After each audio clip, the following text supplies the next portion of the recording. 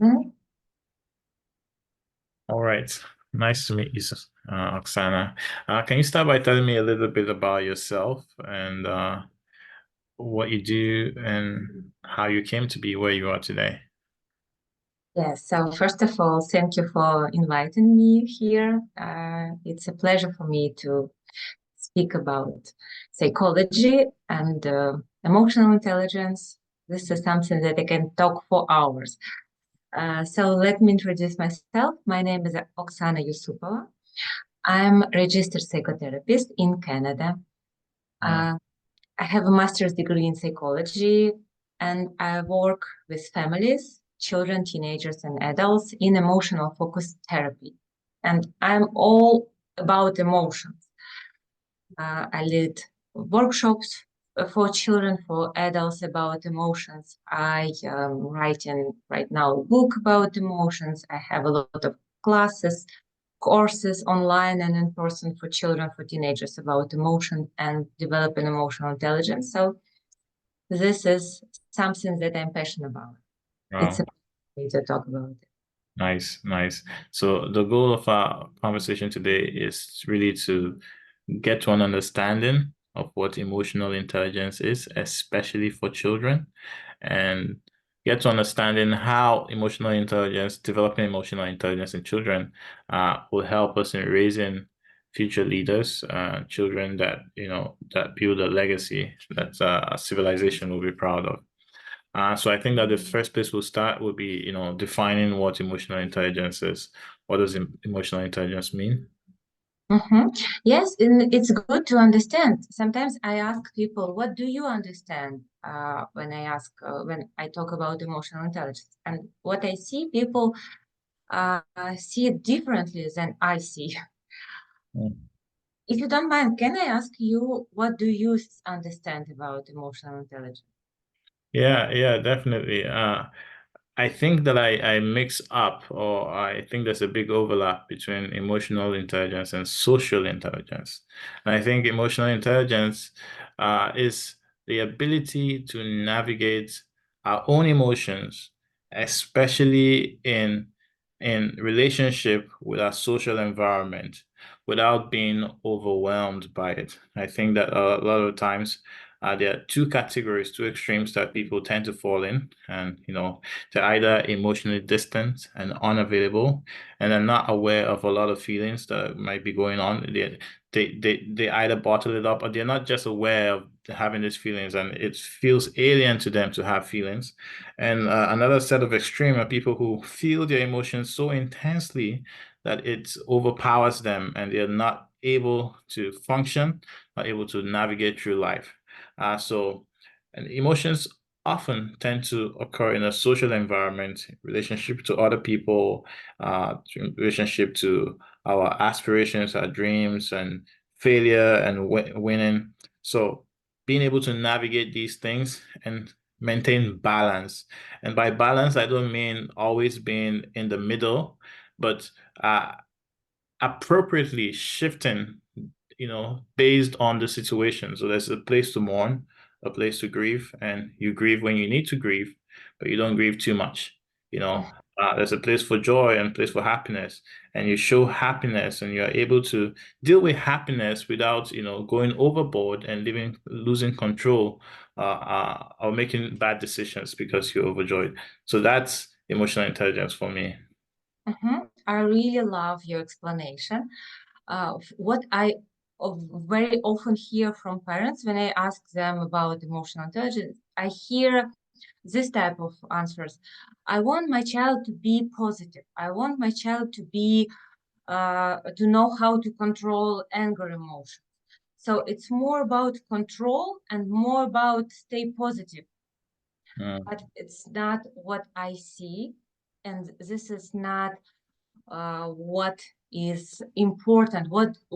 It doesn't mean that we need to all be positive. It's not what emotions, what do we need with our emotions? And I love your explanation. I totally agree with it. So we need all of them, all different kinds of emotions. mm, Sadness is a beautiful emotion, and anger, it hides power. huge power, so we cannot ignore it and freeze it forever. So we need it. We just need to know more information about it. And from my understanding, developing emotional intelligence in children, first of all, we as adults, we need to understand what is it, what is the meaning of it. We don't need to teach our children to control their emotions. We need to understand how emotions appears in our body, how our brain is connecting with emotions, how our body is connected, and what is the real meaning of each emotion. I see emotions like little helpers in our body, and all type of this emotions sending some signals for us. It's like helpers who are sending messages. Look, here in this situation, I felt uncomfortable. In this situation, I felt very good. So always some messages. And what do we need to do? We need to understand, especially, and if we talk about children, it's essential to understand how brain works, what we can expect from children and what we cannot, because they're too young and they don't have the special areas of brain which are helping to analyze things, for example. It's very important to understand. For example, from 5 years old, we cannot uh, we can accept, not accept, sorry, I lost what I wanted to say. So what is important, what I want to say, that in some age, it's very important to understand what my child can do and what they can, because their brain is still developing and they don't have this function. Right. Right. So you've talked a lot about understanding emotion, and I think it's absolutely necessary for children to learn to understand their own emotions, parents learn to understand their own emotions. But I want you to talk a little bit more about control of emotions, because I think that a marker of adulthood, of becoming an adult, is being able to control your emotions. It's not that you mustn't necessarily express every emotion you feel. Sometimes you're angry. You understand that you're angry, but there's a place to be able to hold that anger back and step back from the situation. You can continue to feel anger without expressing it. And that's where we begin to talk about emotional control. And perhaps you can talk a little bit more about the place for control in emotional intelligence and emotional maturity. Here, I have a little bit different perspective on this. I don't think we need to control our emotions. I don't think that it is healthy for us to control, but I understand what you're talking about. We don't need to express. In what I want to say, that when I understand what is going on right now in my body, I can notice this anger, for example, from first signals, from first discomfort, from first tension in jaw. I can feel it. If the person feel the body, it is possible to feel like slight signals from the body that be aware, something going on. Do not let the emotion raise and become bigger and bigger and bigger when it's a rage level, out of control, and it cannot say anything. So my theory is about understanding emotion, developing connection with our body, and hear our body and these signals from very, very, very beginning. It sounds the way that you talk about emotion. It's almost like it has a will of its own, separate from our own will. And there are two ways people think about emotion in relation to us. You know, Some people think that, uh, emotions, we encounter a situation, we have emotions about the situation, and then we begin to think about emotion. So emotion is almost like a gut instinct or instinctive reaction to something. So let's say I was walking in the bush, I saw a lion. Suddenly, I become afraid, and then I see my body reacting in certain ways. You talked about jaw tightening. I feel myself shivering and shaking, and I notice these things about myself, and then I interpret my reaction and say, "Oh, look at how my body is feeling. I must be afraid." And so we understand our emotions. Our emotions come first before our thoughts. There are other people who think that our thoughts come first before our emotions. So I go into this forest, I see a lion, I think, oh, the lion is going to eat me. And because I think that, I become afraid and I begin to have these bodily reactions. But the truth will be that there's a little bit of both,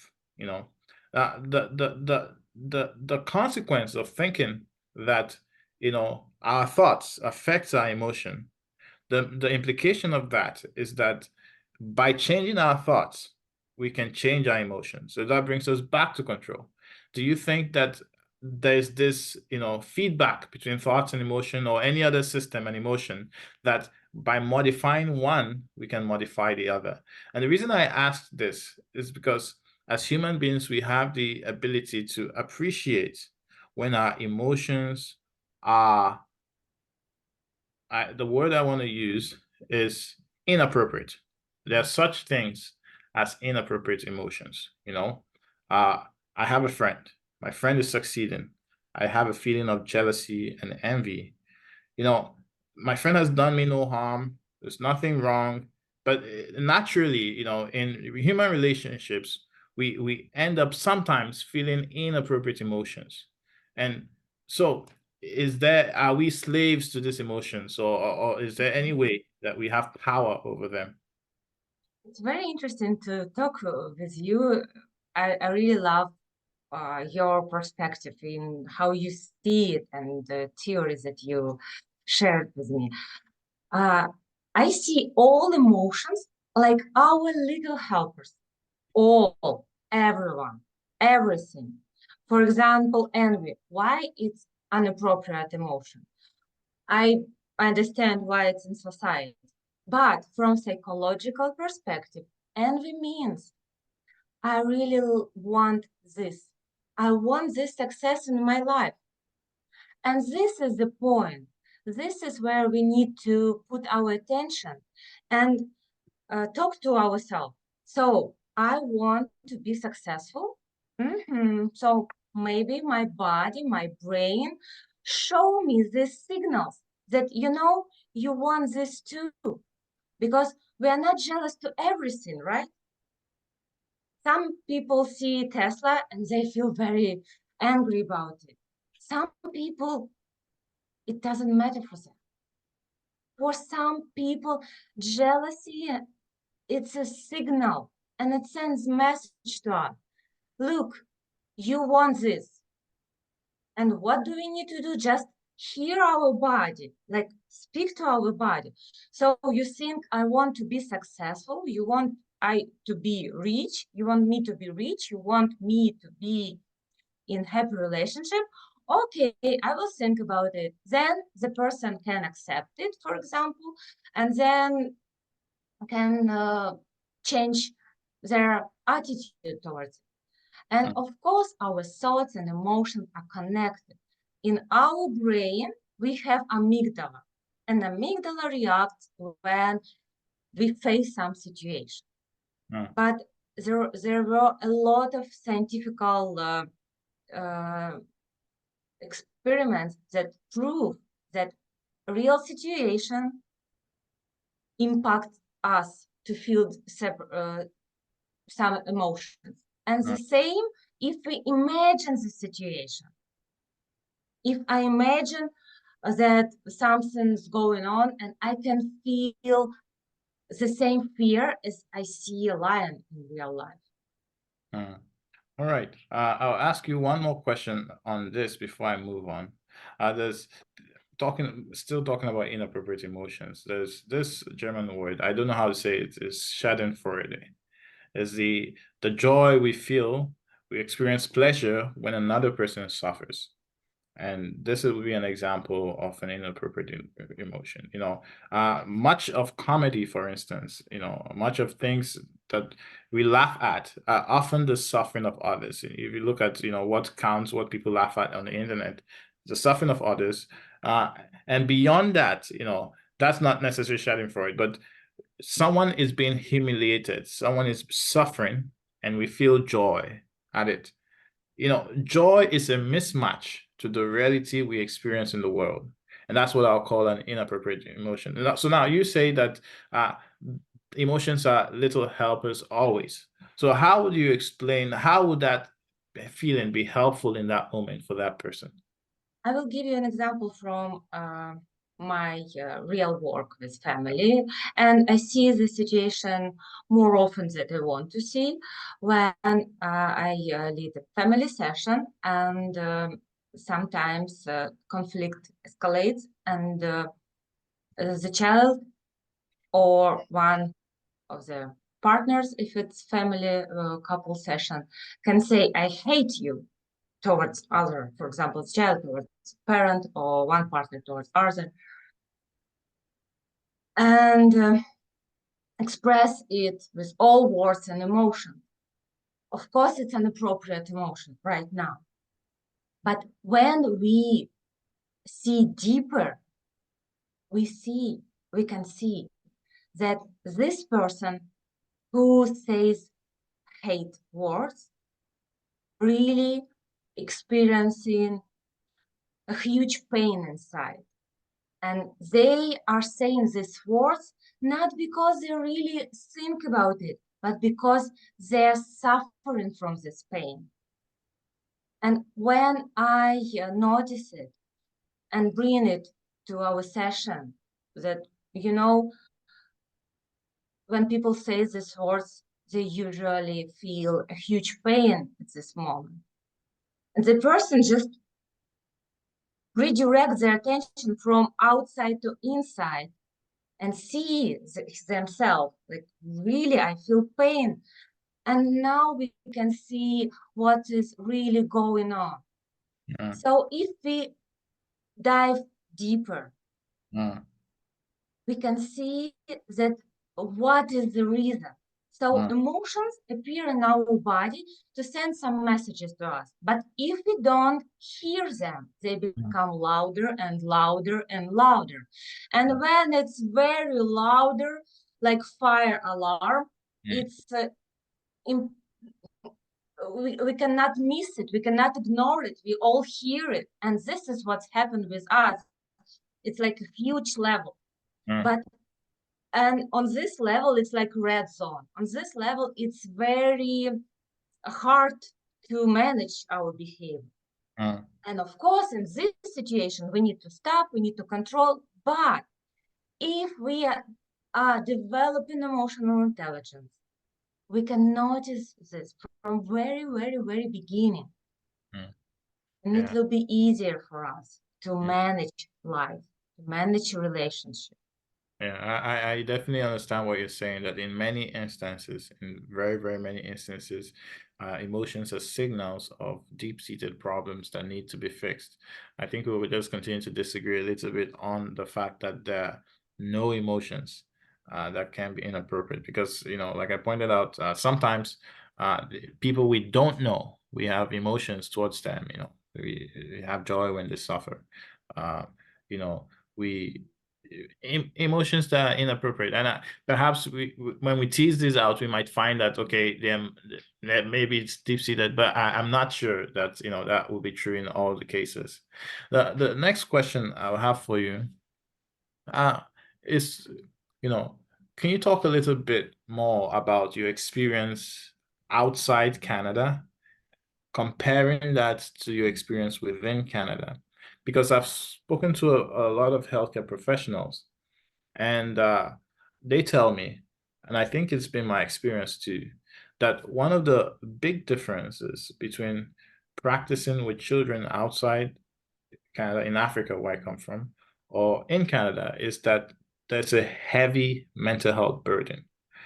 In the countries where they came from, they didn't encounter many children who were contemplating suicide. They didn't encounter many children who were depressed and unable to function and needing, to be on medications to maintain their emotions. And so immigrating to Canada as healthcare professionals, suddenly they see a sea change in their practice where the majority of their practice with children often centers around mental health and encountering children who are overwhelmed by their emotions. And perhaps Mhm. my experience where I come from, I talked initially about this difference between emotional unavailability, a lack of emotional awareness. I think that's more prevalent where a lot of people are not emotionally available and they're not, they don't know what depression is. So, and if you ask them, they deny and they've not really thought deeply about it.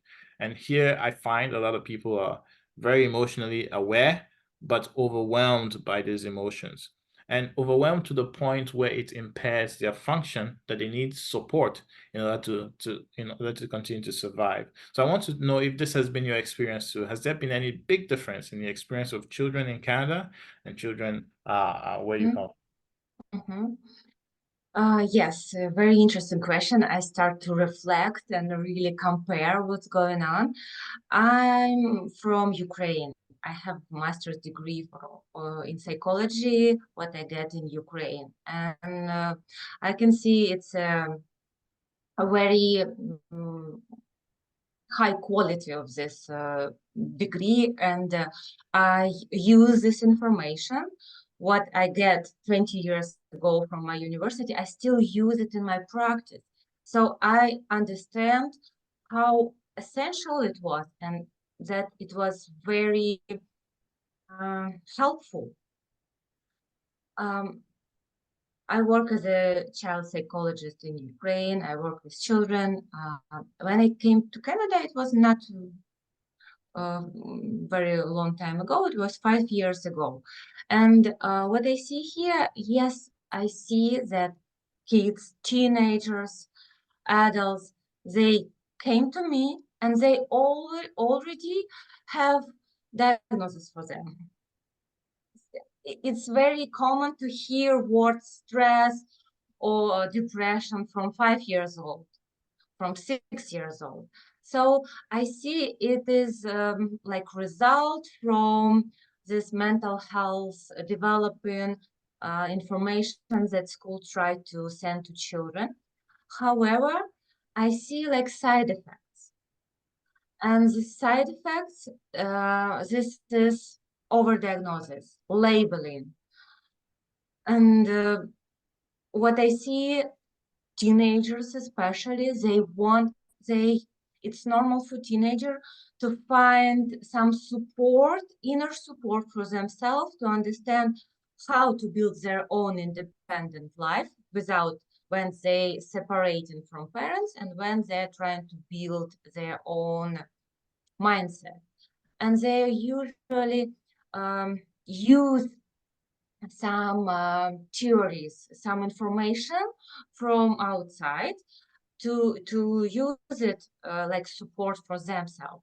And sometimes they want to find several diagnoses for them, and they really want to have psychotherapists.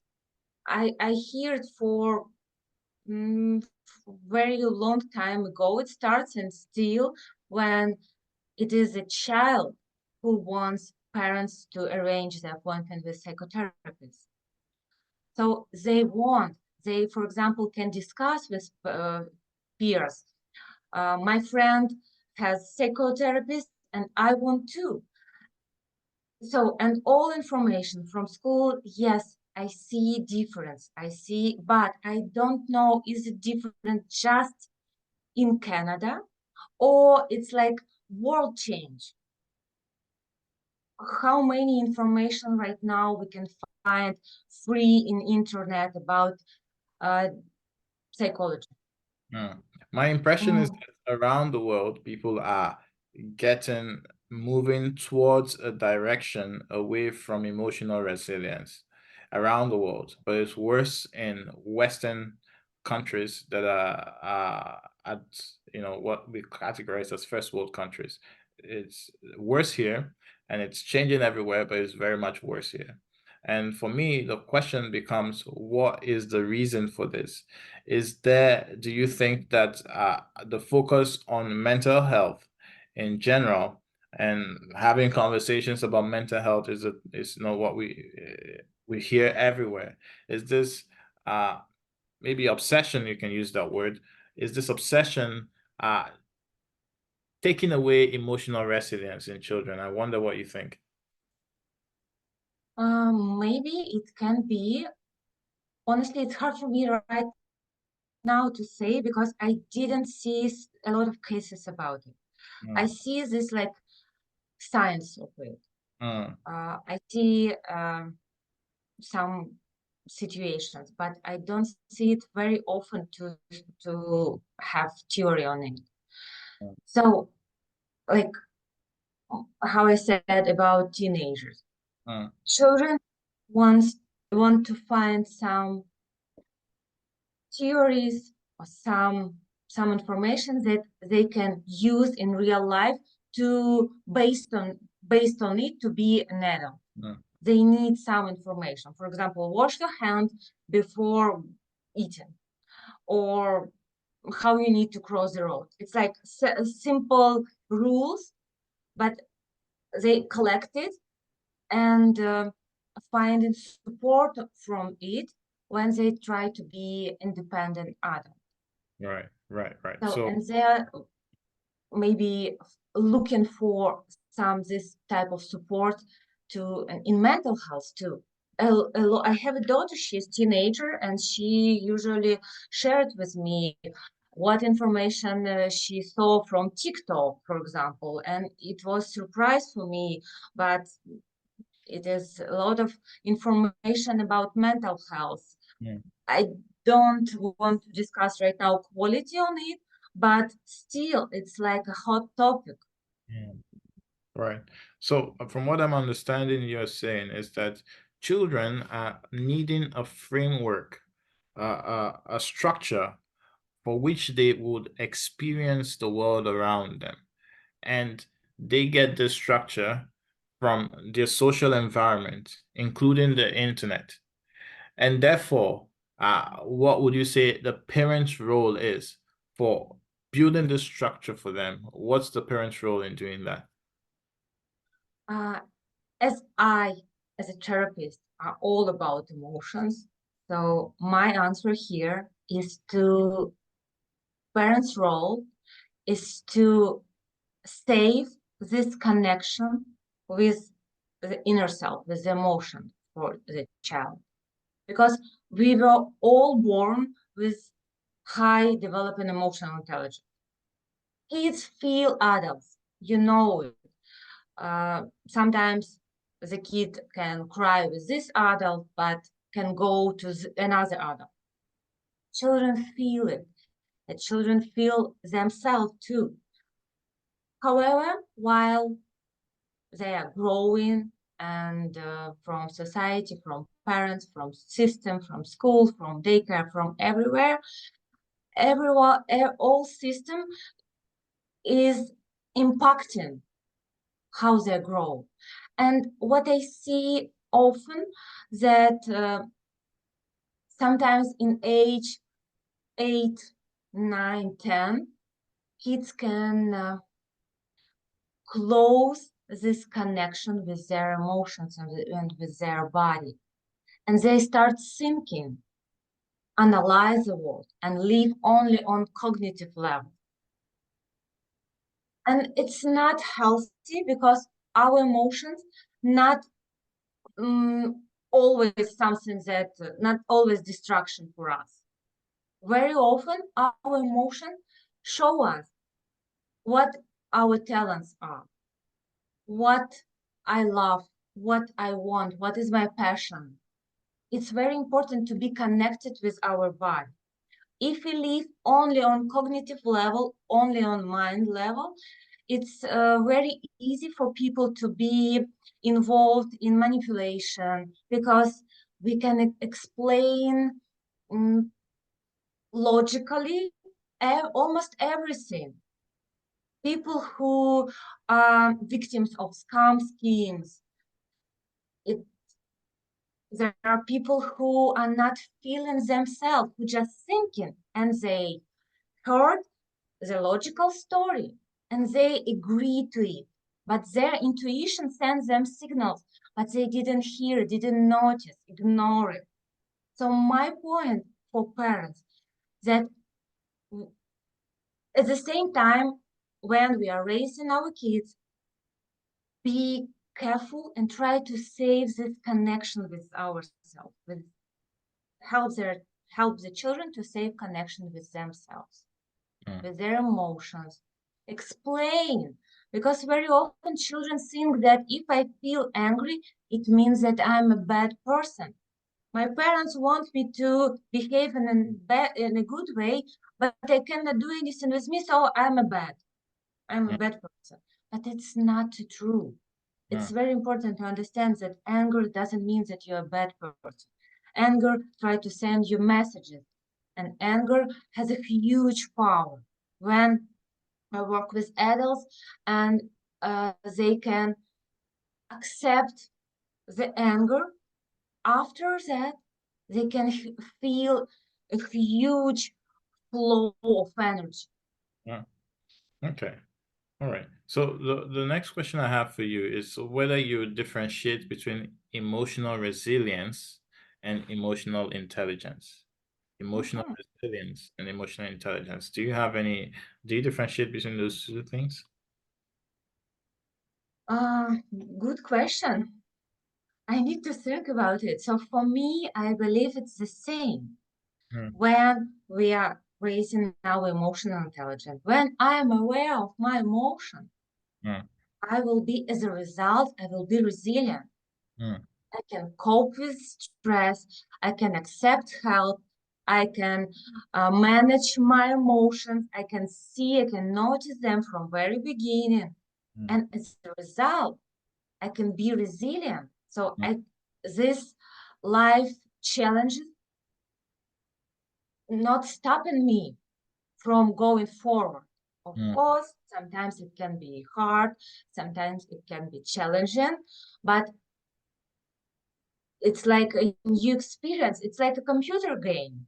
You're mm, finishing this level in some very important battle. You will get the skills and you will go to another level and mm. you will be more resilient and then more and more and more. This is what we need to do during life. Right.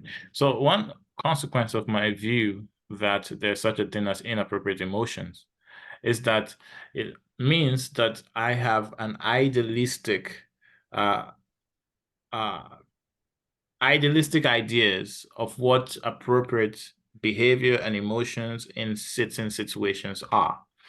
And then the consequence or the role of the parent in that situation is to outline what the ideal is, to show the vision of what the perfect and that ideal that we ought to aspire to is, and also be accepting of the failings and the imperfections of the child as we see them today. The parent's job is to paint that picture so that they can have a North Star, something that they can look to and work towards, but still understand that that is a picture that they might never get to. It's just guidance for them to work towards. I wonder if you've talked about getting better, better. What does better mean in a world where all emotions are equally appropriate? This is what I just said. When you finish one level in one game, Mm, you will get the skills. Now you can understand. For example, what I see when I work with children, with teenagers, with adults, I always ask, where do you feel it in your body? And when I ask this question 10, 20, 100 times, the person can feel it better, better, better, better. So better So is the greater ability to identify the emotions identify, you feel. yeah, identify on physical and emotional level. Mm, It's very important to not ignore physical level too. mm, So getting better in developing emotional intelligence means feeling better your body, mm, hear your intuition.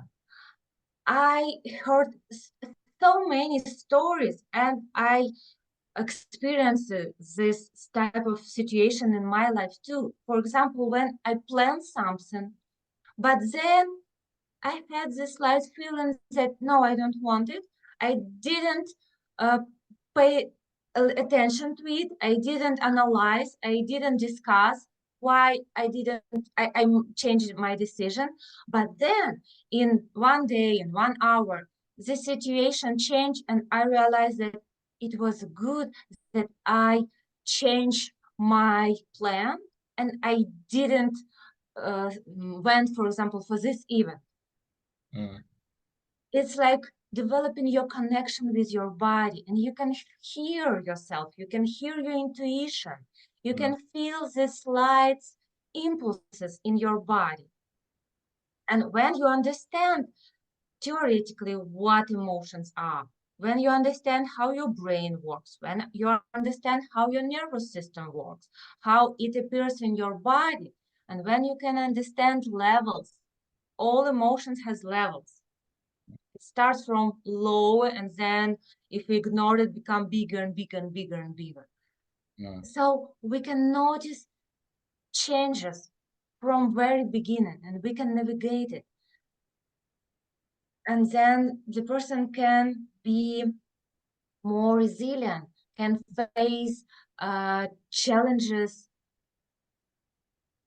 in a more healthy way. mm. So I think it's intuitive for everyone if you bring up the conversation about what parents should do for their children uh, to help them develop emotionally. It's intuitive for everyone to say something along the lines of parents should be more open, should be more giving, should be more in touch, and you know, be more able to have conversations about feelings and things like that. My question to you though is there a role for parents to withhold and to say no to children as a means to build them up emotionally, Of to to course. to create distance and say you deal with it yourself, even though it's difficult, even though you may be stressed, you may be crying. Is there a place for parents to censor and say this information, this whatever it is, you can't have access to that? Is there any place for tough love in Yeah. your worldview? Yes, I totally agree with you that parents, it's like roof of the house, roof of the building. They Mm, are protecting, but the child cannot be a parent from very beginning. Children need support. Their brain is not developing totally full. Their body, it's like if we compare trees, young tree and a big tree, where we can build, for example, tree house, not on the little one, right? Only on the big house, which is strong enough to hold it. The same with the children. So it's very important for parents to be uh, supportive, to take care, to explain. But sometimes it is also essential to have like boundaries and say that I'm an adult, I'm here to support you, and I understand that it's hard for you, but you need to do, for example, this homework by yourself. I'm here, but I will not do it for you. You need to take a pencil and write this word. mm, Of course, it's very important to be this strong adult, and it will help children understand that I'm safe. It's mm, essential to feel safe. mm. So, what in your experience are the biggest mistakes that parents make when trying to do this? What are the pitfalls and the myths that they believe that cause them to harm their children inadvertently? It's hard to say because all situations are unique, and I don't have like families that I work for 20 years that I can see, oh, okay, it was their mistake and it led to these consequences. However, I see struggles, and I see when parents um, ask to stop therapy, and or if the therapy is not resultable as can be. Mm, I see the situation when parents are not open, when they see themselves as a perfect, and they don't want to make any change. mm, They want only their child to change, or therapists work with their children to make them to change children so they can fit better into their family. But it's not ethical. This is not the best way. mm. Okay. Um, just to shift gears a little bit and touch on another topic, that's gender differences. If you ask the average person, you walk out on the street, ask the average person, do you think there are gender differences in the temperament, in the awareness, and the emotional intelligence of children, whether male or female children? Do you find anybody, average person who has had children before, would often tell you, yes, boys do this way, girls do this way. But if you ask the experts, people who have PhDs, if there are any gender differences, they tell you, oh, it's all social. There are no ingrained, natural, instinctive, biological differences among children of different genders. So I wanted to know what you thought. Do you think that gender differences, are these gender differences real? I don't feel it really in my practice. However, I see cultural differences, not differences, cultural, like results from different cultural backgrounds. Mm, For example, in some countries, uh, adults who are now adults, but when they were children, uh, it was um, it was different parenting style. Nobody paid attention to emotions and what child feel. What does it mean? You don't want to eat it, just eat. So I see sometimes I see this type of cultural impact. yeah, However, I don't see mm, differences. And my clients mostly are women. mm, Uh, yeah, it's maybe, yes, I work with adults, couples, and families. And very often, when I work with family and father just can visit one session mm, and then didn't show for um, therapy. So it's hard for me. I don't think I have mm, enough data to mm. analyze it.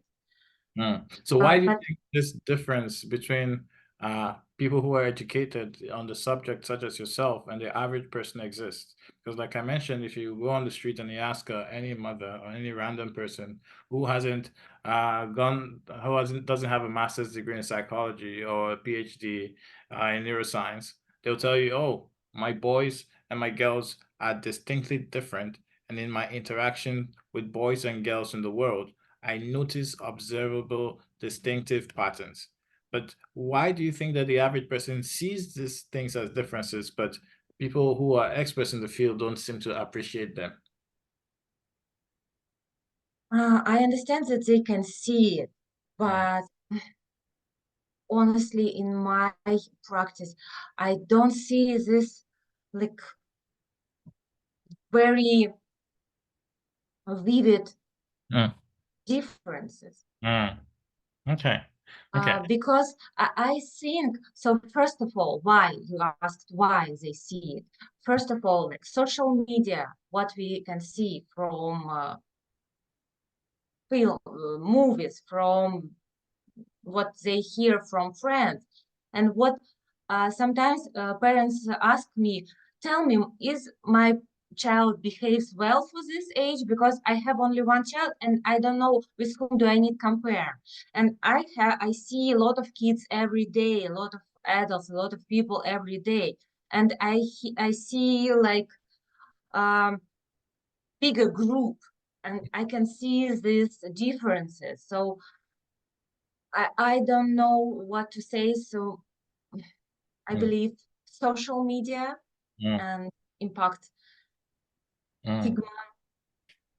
Right. Yeah. So you did talk about cultural differences, that you appreciate certain cultural differences across people.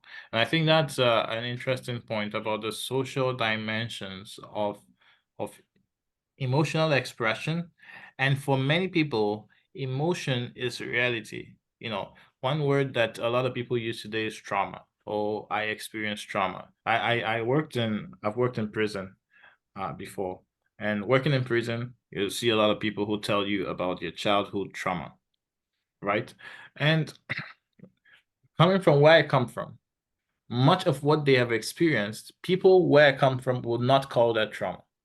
Mhm, So there is a social dimension by which we experience things we label, whether as trauma, as abuse, as words we use to describe things. The person where I come from will experience these things, will not see himself as suffering particularly. And I think the reason for that is because everybody else around him experiences the same thing.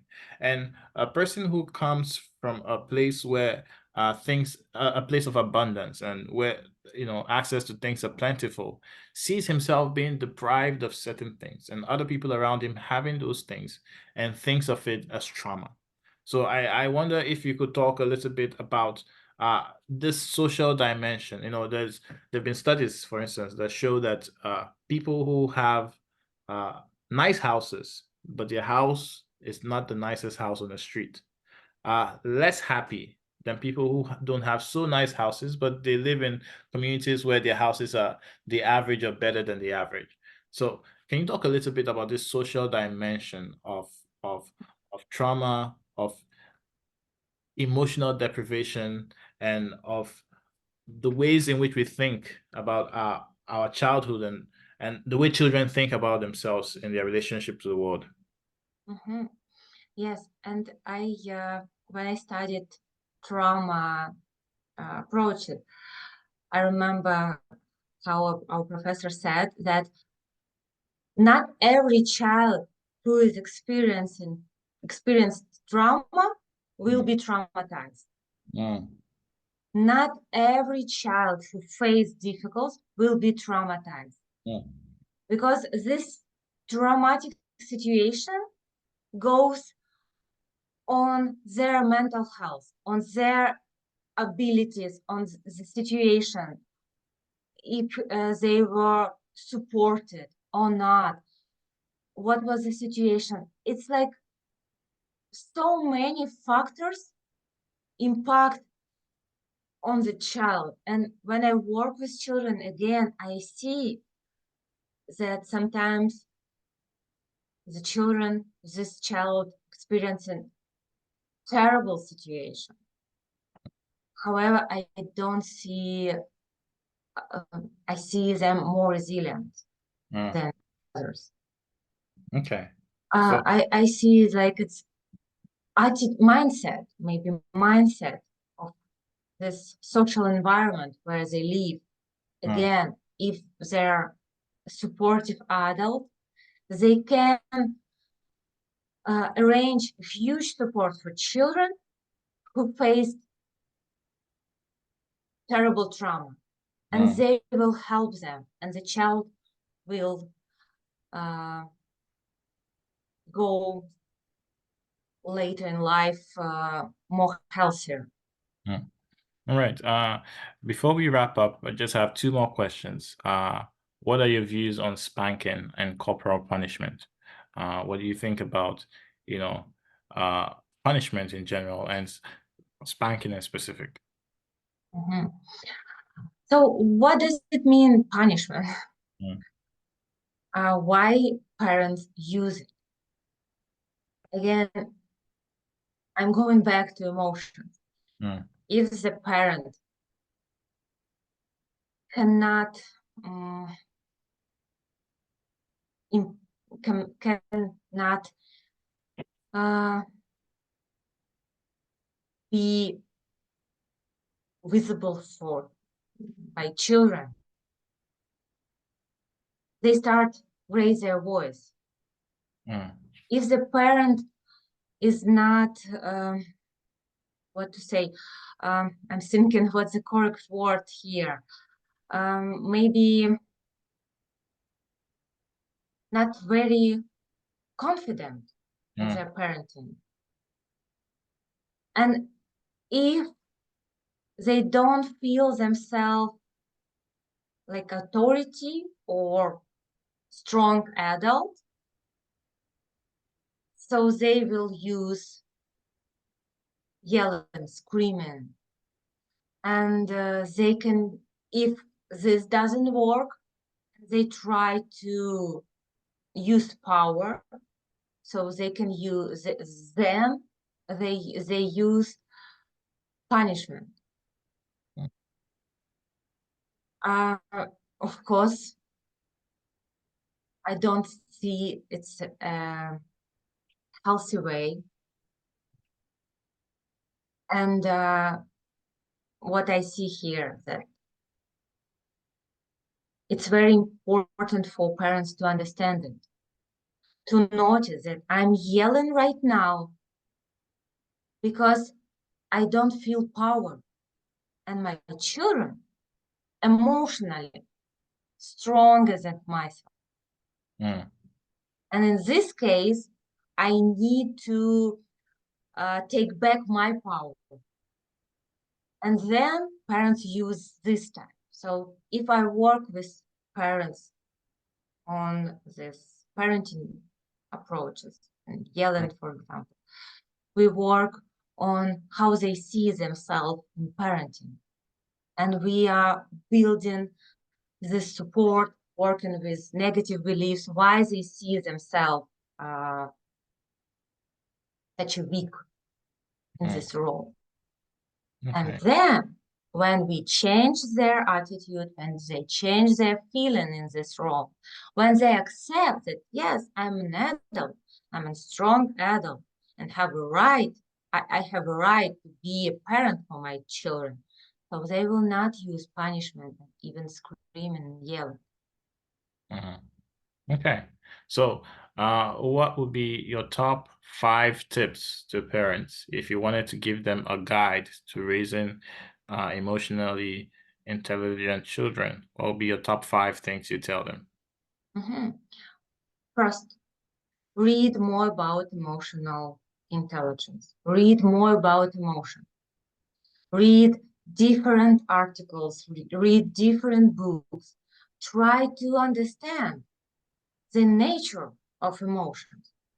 It's it's wider than just control an emotion and stay positive. Then second recommendation is hearing yourself. For parents, before you go to help your children, when then you try to help them develop an emotional intelligence, try to feel yourself, feel your body, feel your emotions. What do you feel right now? What happened 1 second before you use this punishment? What happened before you raised your voice?